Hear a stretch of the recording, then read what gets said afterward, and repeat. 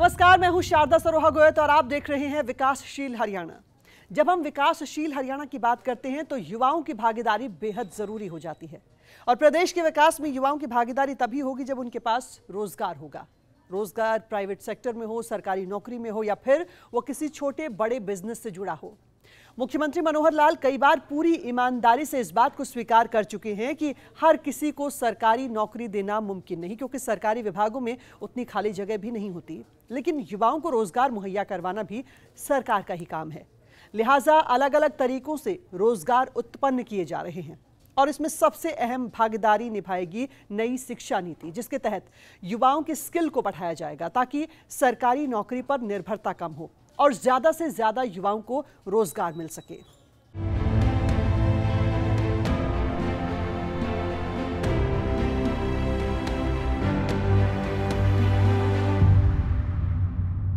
मुख्यमंत्री मनोहर लाल ने नई शिक्षा नीति को लागू करने की ओर अपना कदम बढ़ा दिया है। प्रदेश के 10 जिलों में KG to PG model school को खोलने की मंजूरी दे दी गई है। इन सभी स्कूलों को विश्वकर्मा कौशल विश्वविद्यालय के अधीन चलाया जाएगा। जाहिर है आने वाले दिनों में सरकार इस तरफ से और कदम आने वाले दिनों में उठाने वाली है और इससे युवाओं को रोजगार मिलना आसान होगा।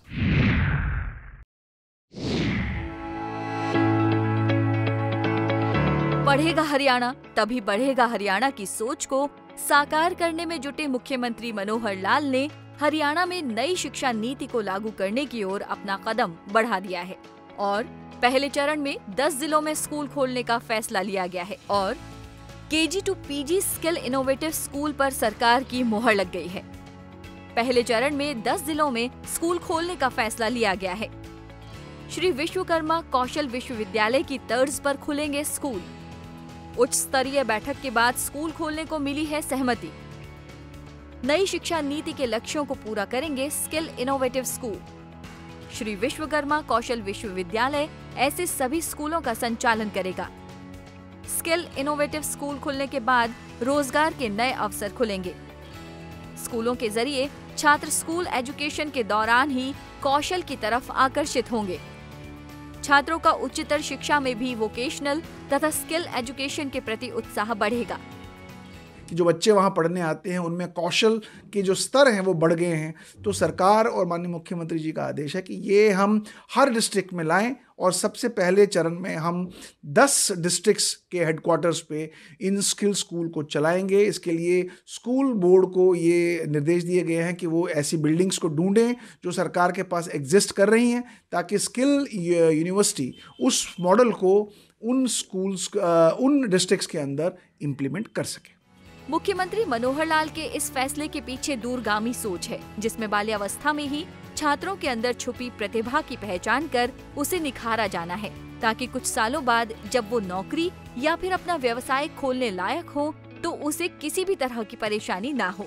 क्योंकि अक्सर ये देखा जाता है कि युवाओं के पास डिग्री तो होती है, लेकिन किसी एक विषय में मास्टर नहीं होने की वजह से, प्रैक्टिकल जानकारी नहीं होने की वजह से या फिर एक्सपीरियंस नहीं होने की वजह से प्राइवेट सेक्टरों में युवा धक्के खाने को मजबूर होते हैं। लेकिन अगर शुरुआत से ही कौशल पर जोर दिया जाएगा तो ऐसा बिल्कुल नहीं होगा। सरकारी या फिर प्राइवेट सेक्टर में नौकरी करने के बजाय युवा अपना खुद का व्यवसाय खोलना पसंद करेगा। इतना ही नहीं, मुख्यमंत्री मनोहर लाल के इस फैसले से ड्रॉप आउट की समस्या कम होगी। बता दें कि स्कूल स्तर पर स्किल एजुकेशन शुरू किए जाने से कई लक्ष्य एक साथ पूरे होंगे। इससे न केवल ड्रॉप आउट कम होगा बल्कि ग्रॉस एजुकेशन रेशो को भी बढ़ाया जा सकेगा। साथ ही उद्योगों को कुशल स्टाफ मिलेंगे जो गुणवत्ता और उत्पाद को बढ़ाने में मददगार साबित होंगे। देश दुनिया में एक सबसे बड़ी चुनौती ये है कि जो बच्चे स्कूली शिक्षा से बाहर निकलते हैं या ड्रॉप आउट हो जाते हैं, उनके पास कोई कौशल नहीं होता, जिसके कारण से वो लेबर मार्केट में अनस्किल्ड चले जाते हैं।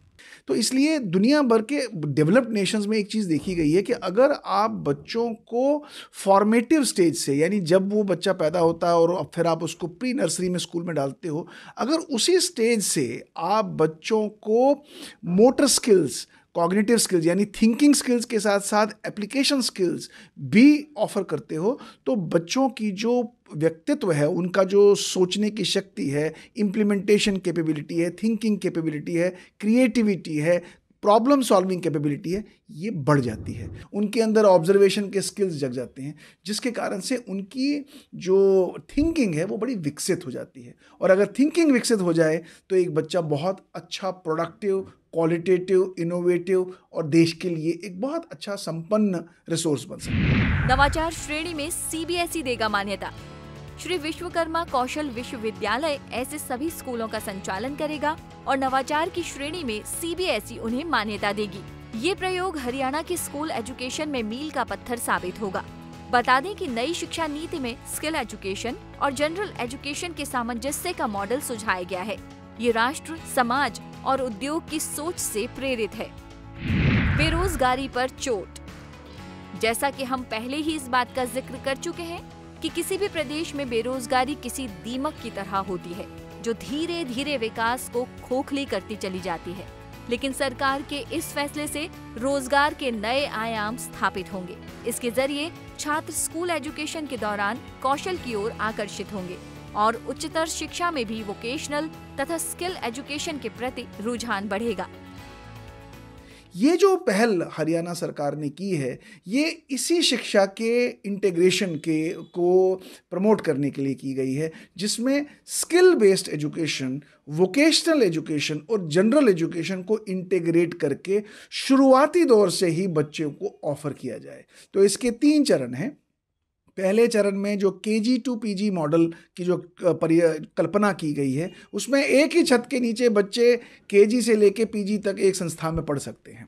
और उस KG में बच्चे जब आएंगे तो उनको 6ठी कक्षा क्लास तक उनको स्किल बेस्ड यानी अप्लाइड लर्निंग की ओर अग्रसर किया जाएगा। यानी जो वो पढ़ रहे हैं उसको वो साथ साथ में अप्लाई भी करते हैं, यानी लर्निंग बाय डूइंग, यानी काम करते करते वो सीख रहे हैं।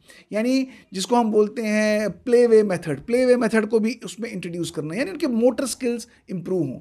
बच्चे अगर आगे पढ़ना चाहें तो उनके पास चॉइस है कि वो वोकेशनल एजुकेशन को परस्यू करना चाहेंगे, टेक्निकल एजुकेशन को परस्यू करना चाहेंगे, जनरल एजुकेशन को परस्यू करना चाहेंगे। तो मल्टीपल सर्टिफिकेशन यानी मल्टीपल स्ट्रीम्स में बच्चों को आगे का एक अवसर मिलेगा। स्किल सेट में IT, automotive, agriculture, textile designing, artificial intelligence, beauty wellness, design making, financial literacy, handicrafts, mass media, health care, physical activity trainer, food production और सिक्योरिटी जैसे विषयों को शामिल किया गया है। यहाँ आपको बता दें कि केंद्र सरकार ने साल 2030 तक नई शिक्षा नीति को लागू करने का फैसला किया है, लेकिन मनोहर सरकार यहाँ भी खुद को अव्वल रख रही है और काफी पहले मुख्यमंत्री मनोहर लाल ने ये घोषणा कर दी कि हरियाणा साल 2025 तक नई शिक्षा नीति को लागू करने वाला पहला प्रदेश होगा। हरियाणा CM मनोहर लाल की माने तो हरियाणा ही ऐसा राज्य है जिसका शिक्षा बजट अन्य राज्यों में सबसे ज्यादा है। शिक्षा स्तर सुधारने को लेकर लगातार प्रयास जारी हैं। स्कूलों में शिक्षकों की कमी को पूरा किया गया है। एक आंकड़े के मुताबिक प्रदेश में सीनियर सेकेंडरी स्कूलों की संख्या 2304 है, हाई स्कूलों की संख्या 1027, मिडिल स्कूलों की संख्या 2122 और प्राइमरी स्कूलों की संख्या 4184 है। इतना ही नहीं, मुख्यमंत्री का फोकस उन गरीब बच्चों की शिक्षा पर विशेष है जो अपनी गरीबी की वजह से स्कूल में दाखिला नहीं ले पाते हैं। और कुछ महीने पहले जारी एक आंकड़े के मुताबिक प्राइवेट स्कूलों में 2500 गरीब बच्चों का दाखिला कराया गया है। जाहिर है मुख्यमंत्री मनोहर लाल का फोकस शिक्षा और रोजगार पर है ताकि बेरोजगारी दर को और कम किया जाए। ब्यूरो रिपोर्ट, सूर्य समाचार।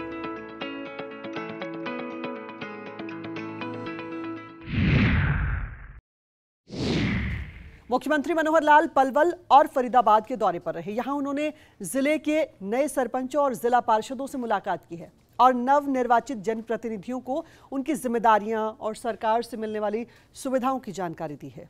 इसके साथ ही मनोहर लाल ने सरपंचों और पार्षदों को तालमेल के साथ क्षेत्र के विकास के लिए प्रेरित किया है।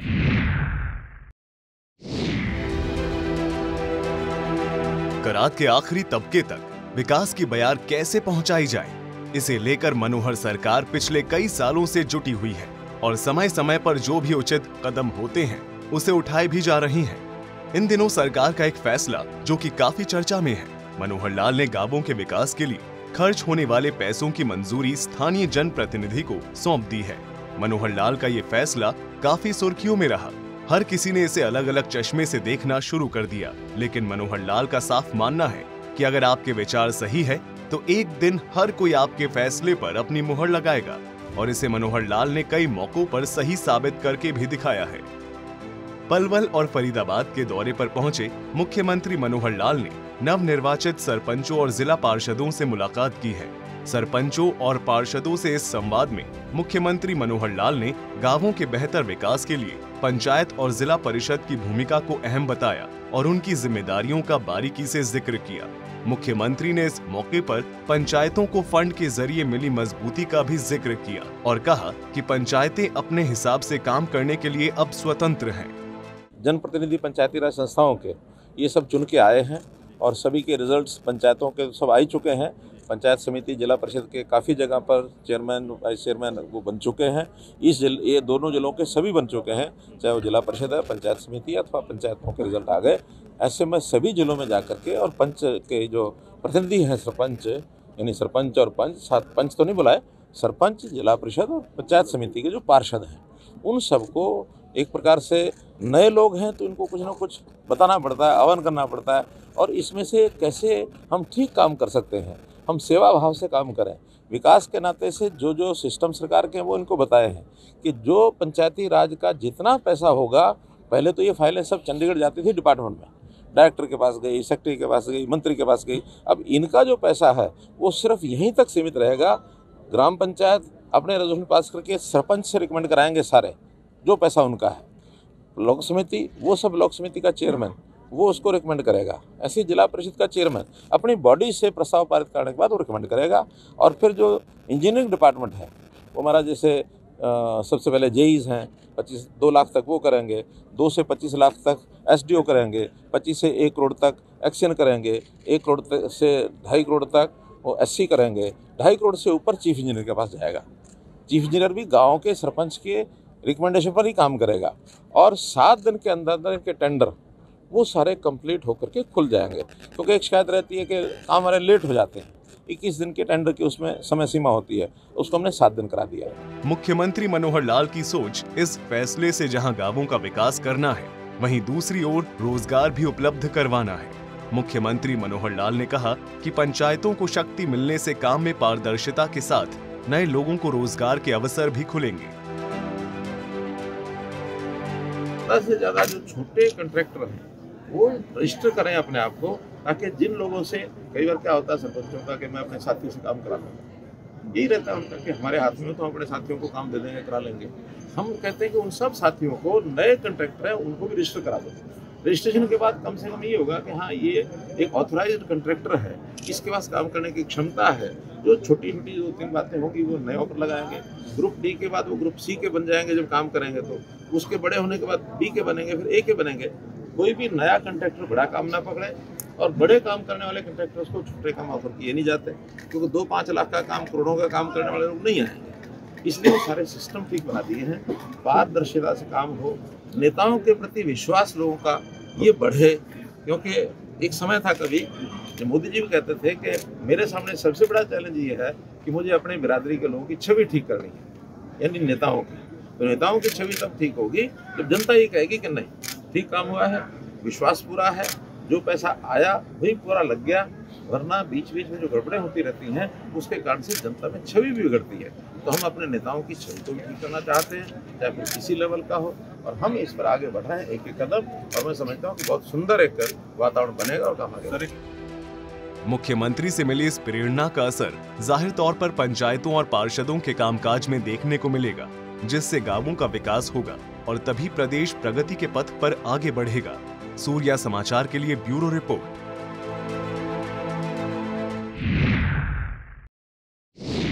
तो देखा आपने कि नई शिक्षा नीति और पंचायतों को मिले अधिकार से मुख्यमंत्री मनोहर लाल को रोजगार के बड़े अवसर नजर आ रहे हैं। मुख्यमंत्री मनोहर लाल का दावा है कि सरकार का यह कदम प्रदेश में बेरोजगारी दूर करने को लेकर अहम साबित होगा। हमारे साथ आज विकासशील हरियाणा में फिलहाल के लिए इतना ही। मुझे दीजिए इजाजत। नमस्कार।